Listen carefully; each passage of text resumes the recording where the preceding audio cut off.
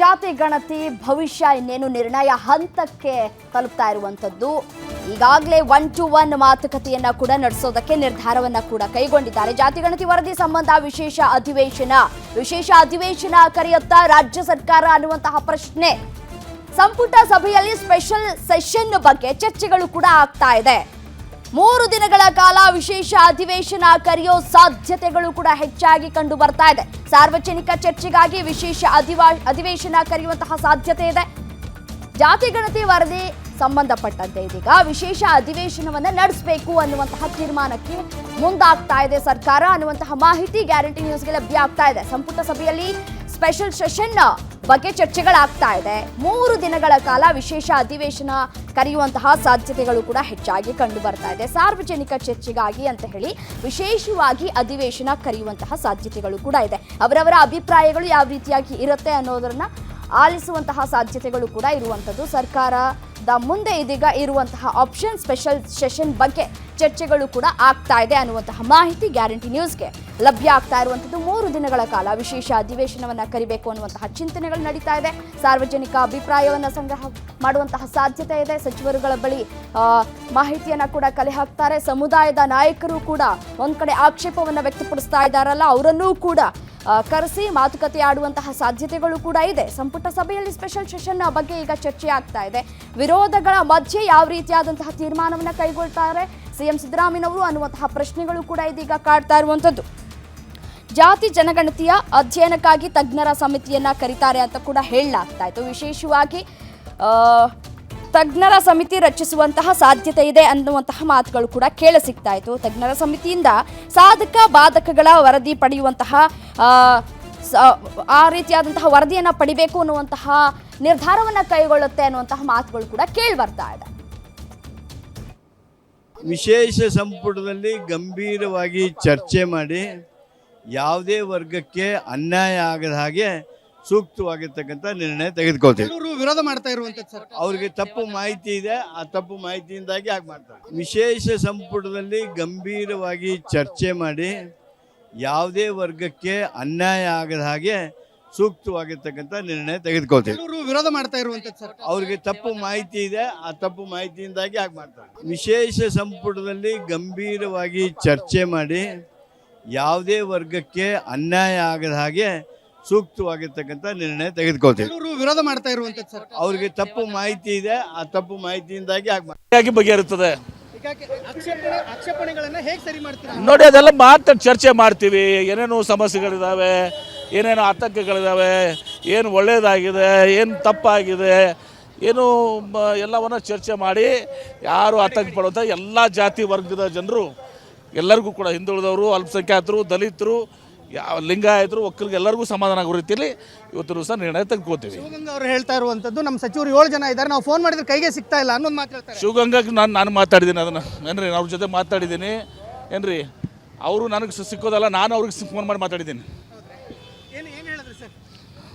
ಅವರು ತಮ್ಮ ಒಂದು ಕೆಲವೊಂದು ವಿಚಾರಗಳನ್ನ ಹೇಳಿದ್ರು. ಅವರು ಇವು ತಮ್ಮ ಏನು ಉಪಪಂಗಡಕ್ಕೆ ಅದನ್ನು ಕಡಿಮೆ ತೋರಿಸಿದ್ದಾರೆ ಅಂತೇಳಿ ಅದನ್ನು ನಾನು ಅವ್ರಿಗೆ ವಿವರಣೆ ಮಾಡಿದ್ದೀನಿ. ಮಾಹಿತಿಯನ್ನು ಸ್ವಲ್ಪ ಕೊಡಿ ಅಂತ ಕೊಡ್ತೀನಿ. ನೋಡಿ, ಅದು ಕ್ಯಾಬಿನೆಟ್ನಲ್ಲಿ ಡಿಸ್ಕಷನ್ ಆಗಿ ಒಂದು ನಿರ್ಣಾಯಕ ಇದಕ್ಕೆ ಬರುವವರೆಗೆ ನಾವು ಏನು ಮಾತಾಡಿದ್ರು ಕೂಡ ಅದಕ್ಕೆ ಸರಿಯಾದದ್ದಲ್ಲ ಅದು. ನೋಡಿ, ಇವತ್ತು ಈ ಸಂಪುಟ ಸಭೆಯಲ್ಲಿ ಒಂದೇ ವಿಷಯ ಇದೆ. ಅದು ನಮ್ಮ ಸಮೀಕ್ಷೆ ಬಗ್ಗೆ ಚರ್ಚೆ ಆಗ್ತಾ ಇದೆ. ಅದರ ರಿಪೋರ್ಟ್ ಯಾರ ಹತ್ರನೂ ಇಲ್ಲ, ಎಲ್ಲ ಸಚಿವರಿಗೆ ಕೊಟ್ಟಿದ್ದಾರೆ. ಅದನ್ನು ನಾವೆಲ್ಲ ಓದ್ಕೊಂಡಿದ್ದೀವಿ, ಅದ್ರ ಬಗ್ಗೆ ಚರ್ಚೆ ಮಾಡ್ತೀವಿ. ಸಾಕಷ್ಟು ಆಕ್ಷೇಪಗಳಿರುವಂಥದ್ದು, ಶಾಮನೂರು ಅವರು ಸೇರಿದಂತೆ ಲಿಂಗಾಯತ ಸಮುದಾಯನೂ ಸಹ ಸಾಕಷ್ಟು ಆಕ್ಷೇಪ ಮಾಡ್ತಾ ಇರುವಂಥದ್ದು. ಈಗ ಬೇರೆ ಬೇರೆ ಸಮುದಾಯ, ಎಲ್ಲ ಸಮುದಾಯದಕ್ಕೆ ಏನು ಆಕ್ಷೇಪ ಮಾಡ್ತಾ ಇದ್ದಾರೆ, ಅವರೆಲ್ಲ ಅಭಿಪ್ರಾಯವನ್ನು ಗಮನದಲ್ಲಿಟ್ಟುಕೊಂಡು ಯಾವುದೇ ಗೊಂದಲ ಉಂಟು ಮಾಡದೇ ಇರತಕ್ಕಂಥ ರೀತಿಯಲ್ಲಿ ಈ ರಾಜ್ಯದ ಯಾವುದೇ ಸಮುದಾಯಕ್ಕೆ ಅವರ ಭಾವನೆಗೆ ಧಕ್ಕೆ ಆಗದೆ ಅಂತ ರೀತಿಯಲ್ಲಿ ನಾವು ನಿರ್ಣಯವನ್ನು ತೆಗೆದುಕೊಳ್ತೀವಿ. ಕಾಂಗ್ರೆಸ್ನ ಚನ್ನಗಿರಿ ಶಾಸಕರಾಗಿರ್ತಕ್ಕಂಥ ಶಿವಗಂಗಾ ಅವರು ನಮ್ಮ ಸರ್ಕಾರದಲ್ಲಿ 7 ಸಚಿವರಿದ್ದಾರೆ, ನಾವು ಫೋನ್ ಮಾಡಿದ್ರೆ ತೆಗಿತಾ ಇಲ್ಲ, ಸಾಕಷ್ಟು ಆಕ್ಷೇಪಗಳಿವೆ ಅನ್ನೋ ಒಂದು ಮಾತುಗಳನ್ನು ಹೇಳ್ತಾ ಇದ್ದಾರೆ. ಹಾಗೇನಿಲ್ಲ ನೋಡಿ, ನಾವು ಎಲ್ಲ ಚರ್ಚೆ ಮಾಡಿ ಒಂದು ಸೂಕ್ತ ನಿರ್ಧಾರ ಎಲ್ಲ ಸಮುದಾಯದ ಹಿತವನ್ನು ಕಾಪಾಡ್ತೀವಿ.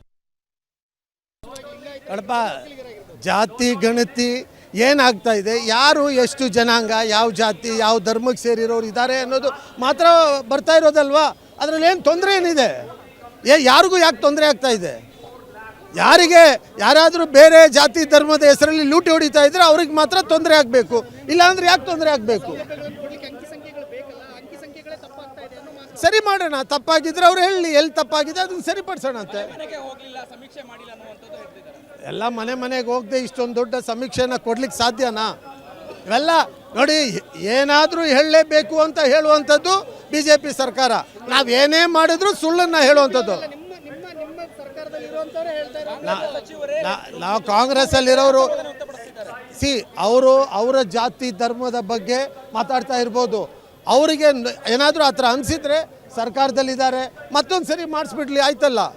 ಕಾಂಗ್ರೆಸ್ ಪಕ್ಷದಲ್ಲಿ ಏನು ಸಿದ್ಧಾಂತ, ಜಾತ್ಯತೀತ ಸಿದ್ಧಾಂತದ ಹಿನ್ನೆಲೆಯಲ್ಲಿ ಪ್ರತಿಯೊಂದು ಜಾತಿ ಧರ್ಮ ಮತ್ತು ಸಮುದಾಯಗಳನ್ನು ರಕ್ಷಣೆ ಮಾಡೋಂಥ ಕರ್ತವ್ಯ ಜವಾಬ್ದಾರಿನ ತೆಗೆದುಕೊಂಡಿದೆ ಅನ್ನೋ ಭಾವನೆಯಲ್ಲಿ ನಾವೆಲ್ಲ ಇದ್ದೇವೆ.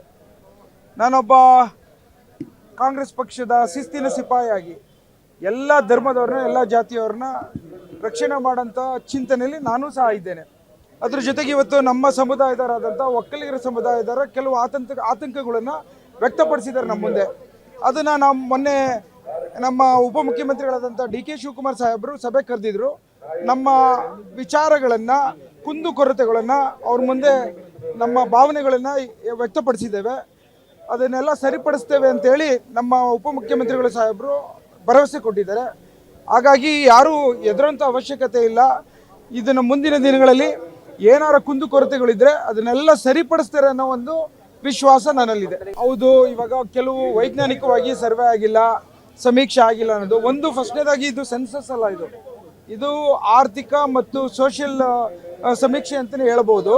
ಆ ಕಾರಣಕ್ಕೋಸ್ಕರ ಇವತ್ತು ಸಾಕಷ್ಟು ಜನ ನಮ್ಮ ಮನೆಗಳು ಬಂದಿಲ್ಲ ಅನ್ನೋದನ್ನು ನಮಗೆ ವೈಯಕ್ತಿಕವಾಗಿ ವ್ಯಕ್ತಪಡಿಸಿರೋಂಥದ್ದನ್ನು ನಾವು ನಮ್ಮ ಚರ್ಚೆ ಮಾಡಲಿಕ್ಕೆ ಅವಕಾಶ ಕೊಟ್ಟಿರೋ ಸಭೆಯಲ್ಲಿ ಹೇಳಿದ್ದೇವೆ. ಈಗ ನಾನು ಸಹ ಕೆಲವೊಂದು ಕಡೆ ವಿಚಾರದಲ್ಲಿ ಈ ಮುಂದಿನ ದಿನಗಳಲ್ಲಿ ಏನಾದ್ರು ಆಕಸ್ಮಿಕವಾಗಿ ಈ ಒಂದು ಸರ್ವೆ ಏನು ಮಾಡಿಕೊಟ್ಟಿದ್ದಾರೆ ಸಮೀಕ್ಷೆನ, ಅದನ್ನು ಸರಿಪಡಿಸೋಂಥದ್ದು ವಿಚಾರದಲ್ಲಿ ಮತ್ತೊಮ್ಮೆ ಸರ್ವೆ ಮಾಡೋ ಅವಕಾಶ ಇದ್ರೆ ಮಾಡಲಿ ಅನ್ನೋದನ್ನ ಸಹಮತ ಇದೆ ಅಂತ ಹೇಳಬಲ್ಲೆ. ಎಸ್, ಮತ್ತಷ್ಟು ಡೀಟೇಲ್ಸ್ ಕೊಡ್ತಾ ಹೋಗ್ತಾರೆ ನನ್ನ ಕಲೀಗ ವೀರೇಶ್ ದಾನಿ, ಸ್ಪೆಷಲ್ ಕರೆಸ್ಪಾಂಡೆಂಟ್, ಫೋನು ಸಂಪರ್ಕದಲ್ಲಿದ್ದಾರೆ. ಎಸ್, ಏನು ವೀರೇಶ್, 4 ಗಂಟೆಗೆ ವಿಶೇಷ ಅಧಿವೇಶನ ಆರಂಭ ಆಗಬೇಕಾಗಿತ್ತು, ಯಾಕಿನ್ನೂ ಆರಂಭ ಆಗಿಲ್ಲ? ಇವತ್ತು ಯಾವ ರೀತಿಯಾದಂತಹ ಡಿಸಿಷನ್ ತೆಗೆದುಕೊಳ್ಬಹುದು ಅಂತ? ರಮ್ಯಾ, ಈಗಾಗಲೇ ವಿಶೇಷ ಸಂಪುಟ ಸಭೆ ಇನ್ನು ಕೆಲವೇ ನಿಮಿಷಗಳಲ್ಲಿ ಆರಂಭವಾಗುವಂತ ಸಾಧ್ಯತೆಗಳು ದಟ್ಟವಾಗಿರುವಂತದ್ದು. ಈಗಾಗಲೇ ವಿಧಾನಸಭೆಗೆ ಸಿಎಂ ಸಿದ್ದರಾಮಯ್ಯ ಸೇರಿದಂತೆ DK ಶಿವಕುಮಾರ್ ಎಲ್ಲ ಸಚಿವರುಗಳು ಸಹ ವಿಧಾನಸಭೆಗೆ ಆಗಮಿಸಿರುವಂತದ್ದು. ಕನ್ನಡ ಮತ್ತು ಸಂಸ್ಕೃತಿ ಇಲಾಖೆಯಿಂದ ಒಂದು ಸಣ್ಣದಾದಂತಹ ಕಾರ್ಯಕ್ರಮ ಇದೆ. ಆ ಕಾರ್ಯಕ್ರಮ ಮುಗಿತಾ ಇದ್ದಂತೆಯೇ ಸಚಿವ ಸಂಪುಟ ಸಭೆ ಆರಂಭವಾಗ್ತಾ ಇರುವಂತದ್ದು. ರಾಜ್ಯ ಸರ್ಕಾರದ ಪಾಲಿಗೆ ಇವತ್ತಿನ ಸಚಿವ ಸಂಪುಟ ಸಭೆ ಸಾಕಷ್ಟು ಮಹತ್ವ ಮತ್ತು ವಿಶೇಷವಾಗಿರುವಂತದ್ದು. ಯಾಕಂತಂದ್ರೆ ಜಾತಿ ಗಣತಿ ವಿಚಾರ ಏನು ಬಹಿರಂಗ ಆದ ಬಳಿಕ ಮತ್ತು ಅದನ್ನ ಸರ್ಕಾರ ಸಂಪರ್ಕ ಸಾಧ್ಯ ಆಗ್ತಾ ಇಲ್ಲ, ಮತ್ತೊಮ್ಮೆ ಸಂಪರ್ಕ ಮಾಡುವಂತಹ ಪ್ರಯತ್ನವನ್ನು ಮಾಡ್ತೀವಿ. 3 ದಿನಗಳ ಕಾಲ ವಿಶೇಷ ಅಧಿವೇಶನ ಕರೆಯುವಂತಹ ಸಾಧ್ಯತೆಗಳು ಕೂಡ ಇದೆ. ಇವತ್ತು 4 ಗಂಟೆಗೆ ಸಭೆ ನಡೆಯುತ್ತೆ ಅಂತ ಕೂಡ ಹೇಳಲಾಗಿತ್ತು. ಬಟ್ ಆದರೆ ಸಭೆ ನಡೆಯೋದು ವಿಳಂಬ ಆಗಿರುವಂಥದ್ದು, ಕೆಲ ಸಚಿವರು ಕೂಡ ಆಗಮಿಸಬೇಕಾಗಿದೆ. ಸೊ ಹಾಗಾಗಿ ಕಾದು ನೋಡುವಂತಹ ಪ್ರಯತ್ನಗಳನ್ನು ಕೂಡ ಮಾಡ್ತಾ ಇದ್ದಾರೆ ಸಿಎಂ ಸಿದ್ದರಾಮಯ್ಯನವರು. ಇನ್ನೊಂದು ವಿಚಾರ ಏನಪ್ಪಾ ಅಂತಂದರೆ, ಅಬ್ಸೆಂಟ್ ಆಗೋರೆಲ್ಲ ಅವರ ಪರವಾಗಿ ಇರುವವರು ಅನ್ನುವಂತಹ ಮಾತುಗಳನ್ನು ಕೂಡ ಕೇಳ್ಪಡ್ತಾ ಇದ್ದೀವಿ. ಅಬ್ಸೆಂಟ್ ಆಗಿಬಿಟ್ರೆ ಅವ್ರ ಪರ ಇದ್ದೀವಿ ಅನ್ನೋದು ಅವ್ರಿಗೆ ವಿಷಯ ಮುಟ್ಟುತ್ತೆ ಅನ್ನುವಂತಹ ನಿಟ್ಟಿನಲ್ಲಿ ಕೆಲ ಸಚಿವರು ಕೂಡ ಗೈರಾಗುವಂತಹ ಸಾಧ್ಯತೆಗಳು ಕೂಡ ಹೆಚ್ಚಾಗಿ ಕಂಡು ಬರ್ತಾ ಇದೆ. ಈಗಾಗಲೇ DK ಶಿವಕುಮಾರ್ ಅವರು ಕೂಡ ಆಗಮಿಸಿದ್ದಾರೆ ಅಂತ ಹೇಳಿ ನನ್ನ ಕಲೀಗ್ ಹೇಳ್ತಾ ಇದ್ರು. ಈಗಾಗಲೇ ಕೆಲವೇ ಕ್ಷಣಗಳಲ್ಲಿ ಆರಂಭ ಆಗತ್ತೆ, ಈಗೆಲ್ಲ ತಯಾರಿ ಕೂಡ ಆಗಿದೆ ಅಂತ ಕೂಡ ಹೇಳಲಾಗ್ತಾ ಇತ್ತು. ಅದರಂತೆಯೇ ಇವತ್ತು ಪ್ರತಿಯೊಬ್ಬ ನಾಯಕರು ಕೂಡ ಅಂದರೆ ಸಚಿವರು ಕೂಡ ಆಗಮಿಸಿದ್ದಾರೆ. ಏನಾಗತ್ತೆ ಅನ್ನೋದನ್ನು ಕಾದು ನೋಡಬೇಕಾಗಿದೆ. ಯಾವ ರೀತಿಯಾದಂತಹ ಡೆಸಿಷನ್ ತೆಗೆದುಕೊಳ್ತಾರೆ, ಎಷ್ಟರ ಮಟ್ಟಿಗೆ ಇದು ವರ್ಕೌಟ್ ಆಗತ್ತೆ, ಡಿಸಿಷನ್ ತೆಗೆದುಕೊಂಡ್ರು ಯಾವ ರೀತಿಯಾದಂತಹ ಡಿಸಿಷನನ್ನು ತೆಗೆದುಕೊಳ್ಳಬಹುದು ಅನ್ನುವಂತಹ ಪ್ರಶ್ನೆಗಳು ಕೂಡ ಇದೀಗ ಉದ್ಭವ ಆಗ್ತಾ ಇದೆ. 3 ದಿನಗಳ ಕಾಲ ವಿಶೇಷ ಅಧಿವೇಶನ ಕರಿಬೇಕು ಅನ್ನುವಂತಹ ಮಾತುಗಳು. ಜಾತಿ ಗಣತಿ ವರದಿಯನ್ನ ಅಧ್ಯಯನಕ್ಕೆ ಒಪ್ಪಿಸ್ತಾರಾ ಸಿಎಂ ಸಿದ್ದರಾಮಯ್ಯನವರು? ಸಮೀಕ್ಷೆಯ ಅಧ್ಯಯನಕ್ಕಾಗಿ ಸಂಪುಟ ಉಪಸಮಿತಿ ರಚಿಸಿ 3 ರಿಂದ 6 ತಿಂಗಳ ಕಾಲ ಕಾಲಾವಕಾಶವನ್ನ ಕೇಳುವಂತಹ ಸಾಧ್ಯತೆ ಇದೆ.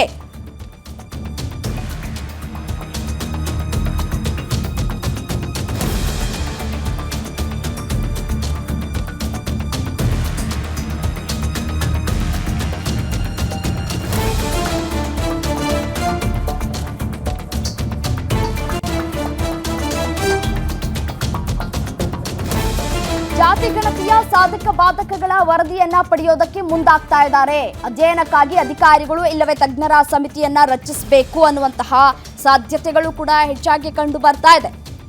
ಗಣತಿ ಸಮೀಕ್ಷೆಯ ಅಧ್ಯಯನಕ್ಕಾಗಿ ಸಂಪುಟ ಉಪಸಮಿತಿಯನ್ನ ರಚಿಸಬಹುದು. ವರದಿ ಸಲ್ಲಿಕೆಗೆ ಸಂಪುಟ ಉಪಸಮಿತಿಗೆ 3 ರಿಂದ 6 ತಿಂಗಳ ಕಾಲಾವಕಾಶವನ್ನ ಕೇಳುವಂತಹ ಸಾಧ್ಯತೆಗಳು ಕೂಡ ಇದೆ. ಕಾಲಾವಕಾಶ ಕೇಳಿದಂತಹ ಸಂದರ್ಭದಲ್ಲಿ ಈಗ ಏನು ನಿಗಿ ಅಂತ ಕೆಂಡ ಕಾರ್ತಾ ಇದ್ದಾರಲ್ಲ ಸಚಿವರು, ಸಮುದಾಯದವರು ಮತ್ತೆ ಸ್ವಾಮೀಜಿಗಳು, ಅದಕ್ಕೆ ಎಲ್ಲೋ ಒಂದು ಕಡೆ ತಣ್ಣೀರೇರ್ಚುವಂತಹ ಕೆಲಸವನ್ನ ಮಾಡಿ ಬಿಡ್ತಾರ. 3 ರಿಂದ 6 ತಿಂಗಳ ಕಾಲಾವಕಾಶವನ್ನ ಪಡೆದುಕೊಂಡು ಗೊತ್ತಿಲ್ಲ.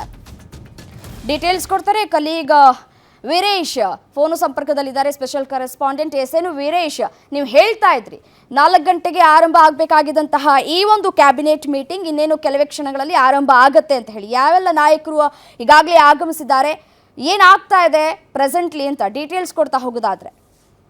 ರಮ್ಯಾ, ರಾಜ್ಯ ಸರ್ಕಾರದ ಪಾಲಿಗೆ ಇವತ್ತಿನ ಸಚಿವ ಸಾಕಷ್ಟು ವಿಶೇಷವಾಗಿರುವಂತದ್ದು. ಯಾಕಂತಂದ್ರೆ ಕಳೆದ ವಾರವಷ್ಟೇ ಜಾತಿ ಗಣತಿಯ ವರದಿಯನ್ನ ಈಗಾಗಲೇ ಸಂಪುಟ ಸಭೆ ಅಂಗೀಕಾರ ಮಾಡಿಕೊಂಡಿರುವಂತದ್ದು. ಆ ಕುರಿತಂತೆ ಈಗಾಗಲೇ ರಾಜ್ಯಾದ್ಯಂತ ಸಾಕಷ್ಟು ಆಕ್ಷೇಪಗಳು ವ್ಯಕ್ತವಾಗಿರುವಂತದ್ದು. ವಿಶೇಷವಾಗಿ ಲಿಂಗಾಯತ ಸಮುದಾಯ ಆಗಿರಬಹುದು ಮತ್ತು ಒಕ್ಕಲಿಗ ಸಮುದಾಯ ಸೇರಿದಂತೆ ಗೊಲ್ಲ, ಯಾದವ ಸೇರಿದಂತೆ ಸಣ್ಣ ಸಣ್ಣ ಸಮುದಾಯಗಳು ಎಲ್ಲರೂ ಸಹ ತಮ್ಮ ಸಮುದಾಯದ ಜನಸಂಖ್ಯೆ ತುಂಬಾನೇ ಕಡಿಮೆ ಇದೆ ಅಂತ ಹೇಳಿ ಬಹುದೊಡ್ಡದಾದಂತಹ ಆಕ್ಷೇಪವಂತ ಎಬ್ಬಿಸಿರುವಂತದ್ದು. ಈ ಹಿನ್ನೆಲೆಯಲ್ಲಿ ಇವತ್ತು ರಾಜ್ಯ ಸರ್ಕಾರಕ್ಕೆ ಇವತ್ತಿನ ಸಚಿವ ಸಂಪುಟ ಸಾಕಷ್ಟು ವಿಶೇಷವಾಗಿರುವಂತದ್ದು. ಆ ನಿಟ್ಟಿನಲ್ಲೇ ಈಗಾಗಲೇ ಕಳೆದ 1 ವಾರದ ಹಿಂದನೆ ಸಚಿವ ಸಂಪುಟದಲ್ಲಿ ಸ್ವೀಕಾರ ಮಾಡಿಕೊಂಡಿರ್ತಕ್ಕಂಥ ವರದಿಯನ್ನ ಈಗಾಗಲೇ ಎಲ್ಲ ಸಚಿವರುಗಳಿಗೂ ಸಹ ಆ ಪ್ರತಿಯನ್ನ ತಲುಪಿಸಿರುವಂತದ್ದು. ಆ ಪ್ರತಿಯಲ್ಲಿರ್ತಕ್ಕಂಥ ಎಲ್ಲ ಮಾಹಿತಿಗಳನ್ನ ಈಗಾಗಲೇ ಎಲ್ಲ ಸಚಿವರುಗಳು ಸಹ ಓದ್ಕೊಂಡು ಬಂದಿದ್ದಾರೆ. ಆ ಕುರಿತಂತೆ ಇವತ್ತು ವಿಶೇಷವಾಗಿ ಸಿಎಂ ಸಿದ್ದರಾಮಯ್ಯನವರ ಜೊತೆ ಎಲ್ಲ ಸಚಿವ ಸಂಪುಟ ಸದಸ್ಯರುಗಳು ಚರ್ಚೆ ಮಾಡ್ತಾರೆ. ಸುದೀರ್ಘವಾದಂತಹ ಸಚಿವ ಸಂಪುಟ ಸಭೆ ನಡೆಯುವಂತ ಸಾಧ್ಯತೆಗಳು ಇರುವಂತದ್ದು. ಆದ್ರೆ ಜಾತಿ ಗಣತಿಯ ವಿಚಾರಕ್ಕೆ ಸಂಬಂಧಿಸಿದಂತೆ ಸಾಕಷ್ಟು ಆಕ್ಷೇಪಗಳು ವ್ಯಕ್ತವಾಗಿರುವ ಹಿನ್ನೆಲೆಯಲ್ಲಿ ಸರ್ಕಾರ ಒಂದು ಕಡೆ ಏನಾದ್ರೂ